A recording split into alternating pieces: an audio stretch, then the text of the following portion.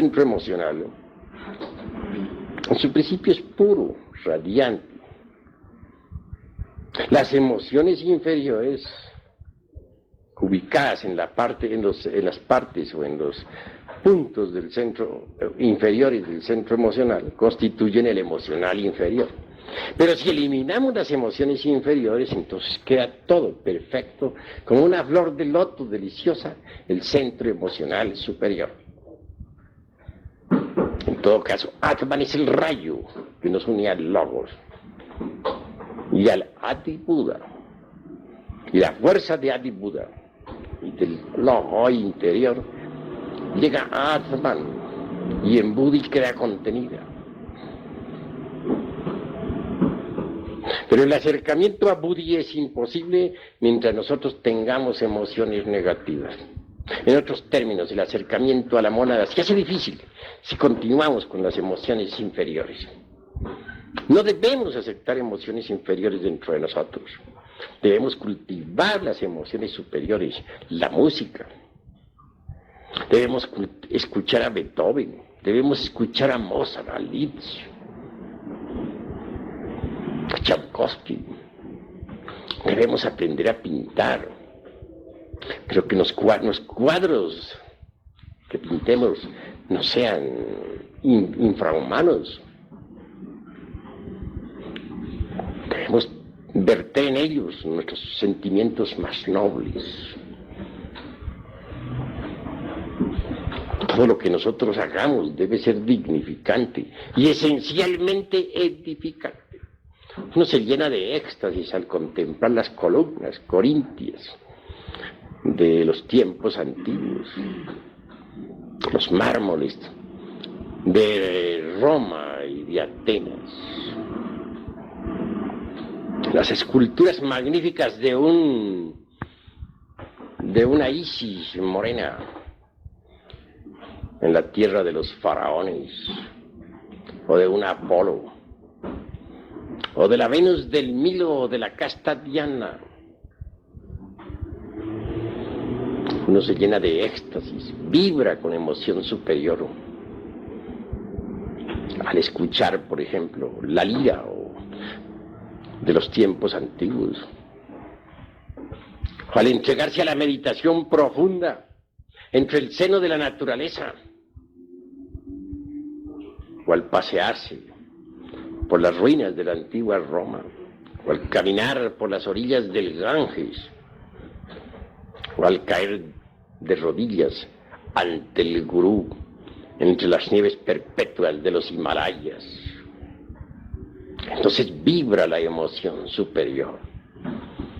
En los tiempos antiguos, allá en la Lemuria, en las épocas en que los ríos de agua pura de vida manaban leche y miel, cuando todavía la lira de Orfeo no había caído sobre el pavimento del templo hecha pedazos,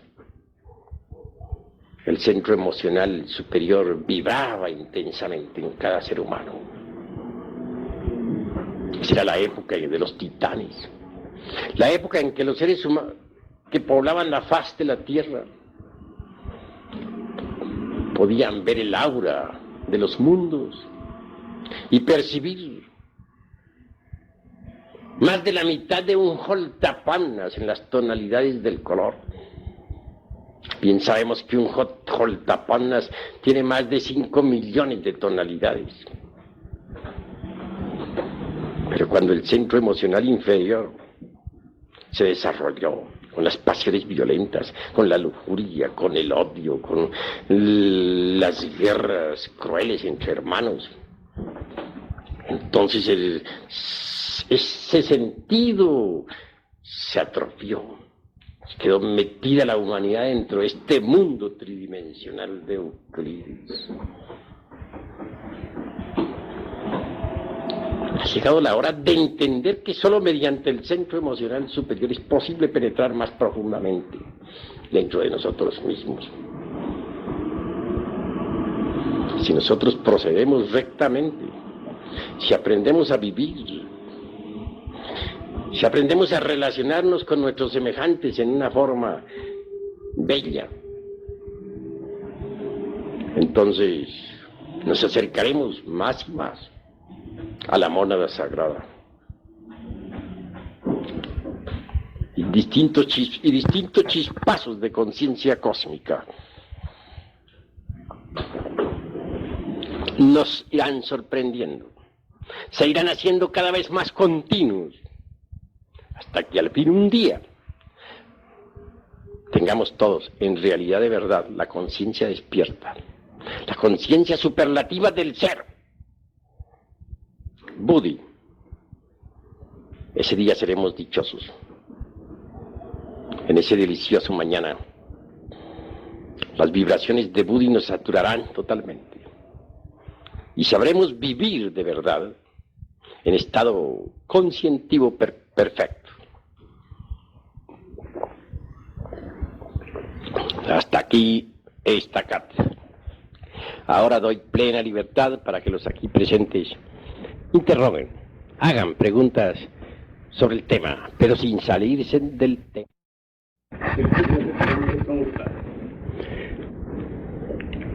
Ya ves tú cuán fácil es tergiversar la enseñanza. Tú lo haces con el corazón sencillo y sincero, pero después que tú digas eso, otro fulano la tergiversa un poquito más. Y el tercero la sigue tergiversando más. Y cuando la enseñanza llegue a toda la América, ya se estará diciendo, Samael Aún está contra las virtudes, no más virtudes. Así se tergiversa la enseñanza. Y así se ha tergiversado la enseñanza de todos los hermanos mayores que han ayudado a la humanidad. ¿Qué quedó del budismo? ¿Me puedes decir tú? Gautama Sakyamuni habló contra el abominable órgano kundartiguador. Toda su doctrina fue contra las malas consecuencias de ese abominable órgano. Hoy tenemos un evangelio budista deformado completamente. Ya nada, casi nada queda del budismo antiguo. Todo ha sido deformado. No estoy pronunciándome contra las virtudes, aclaro. Debemos pensar correctamente. El agua es útil, es magnífica, es buena en el lavamanos, es buena en su recipiente, en el baño. Pero ¿qué dirían ustedes del agua metida en la sala, inundando las recámaras? Ya cambiaría todo, ¿verdad? Sería mala. El fuego está bueno en la cocina. También está magnífico ahí en las veladoras. Pero si el fuego en este momento estuviera quemando esta casa y llegaran los bomberos, ¿qué diríamos? Sería una calamidad, ¿verdad? Así toda virtud es buena en su lugar, pero fuera de su lugar es mala. Un misionero, como ustedes, está bien que dé las enseñanzas, que las divulgue por todas partes. Pero ¿qué tal que ustedes, en vez de divulgar las enseñanzas entre las distintas gentes, por ahí en las calles, o en los lumiciales, o en las casas de familia, se fueran a los prostíbulos a divulgarla? ¿Estaría correcto eso? Sería malo, ¿verdad? Entonces el misionero se convertiría en ¿qué? Un malvado, ¿verdad? Muy bien. Pero no quiere decir que el misionero sea un malvado. Todo depende del uso que haga de sus virtudes. El dinero en sí mismo no es bueno ni es malo. Todo depende del uso que se haga de él. Si se emplea para el bien, es bueno. Si se emplea para el mal, es malo. Lo mismo son las virtudes. Son preciosas, son gemas inefables. Es claro que cada defecto psicológico eliminado deja el puesto libre para la cristalización de una virtud. Pero las virtudes fuera de su lugar son malas. Con ellas se puede hacer mucho daño también. No solamente a los demás. Uno puede dañarse a sí mismo con sus propias virtudes si no las sabe manejar. Quiero que entiendan esto los hermanos con una claridad perfecta. ¿Qué dirían ustedes, por ejemplo, de la violencia? ¿Será buena la violencia o no? ¿Qué me responden? ¿Cuál sería la respuesta? ¿Es buena y es mala? Está más lógico aquello. esa respuesta que da. La violencia si se aplica con sentido de defensa es bueno para uno, y si se aplica en una forma excesiva, entonces ya nos perjudica a nosotros mismos. En sustancia está correcto lo que tú estás diciendo, más hay que detallarlo. Obviamente, la violencia conduce y no es aconsejable. Pero tengamos esto. Un hombre tiene su esposa y tiene sus hijos. Vive en su casa. Tiene hijas también, ya grandes, señoritas. De pronto un grupo de bandidos resuelve asaltar la casa para violar a su esposa y violar a sus hijas y todo. Incendiar la casa y robar. Pero allí hay un hombre, el marido. Él siente cuando los bandidos penetran en la casa, es consciente de eso. Pero en vez de empuñar un arma para la defensa de su hogar, bendice a los bandidos, porque está en el camino, está en la senda. Que Dios os bendiga, hermanos de mi alma. No cometáis ese crimen tan horrible de violar a mi mujer mientras se la están violando, de violar a mis hijas mientras se la están violando, de robar mis dineros mientras están atrapando los últimos, de incendiar mi casa mientras ya le están metiendo fuego. No hagáis eso, hermanitos, porque tendréis mucho karma por pagar. Sin embargo, yo estoy dispuesto a bendecirlos a todos ustedes. Bueno, supongamos que salga vivo de esa contienda porque los bandidos se compadezcan de él. Bueno, ¿cómo quedaría ese hombre ante las autoridades y ante la divinidad? Las autoridades creo que lo juzgarían por cómplice del delito. Hay un delito, eso está ya visto en el Código Penal.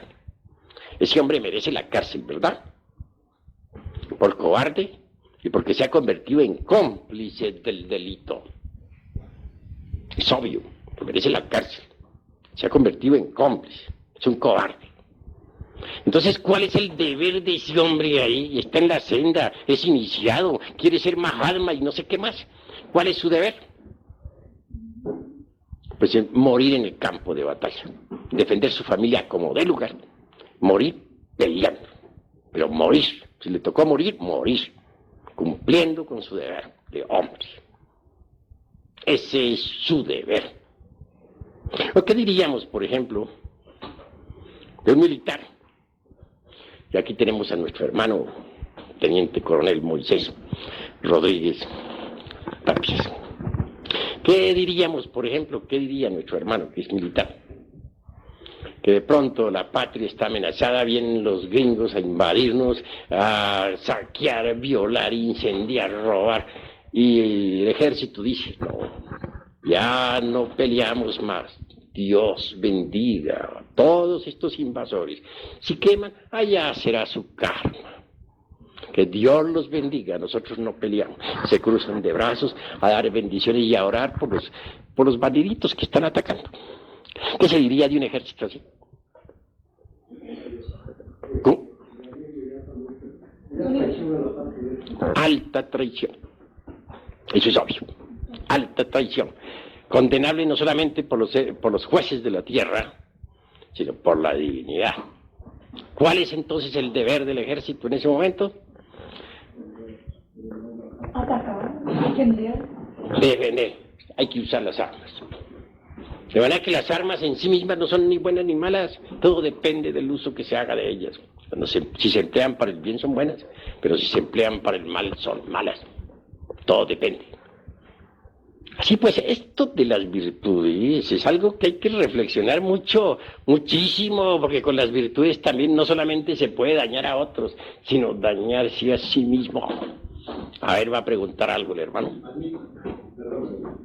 Yo no he entendido en el Ramayana por qué Krishna incita a Arjuna a que pelee contra de sus parientes. No he sabido interpretar eso. Que dice que no importa que los mate, pero que al cabo la narcisista se acuerda. Eso no lo he entendido.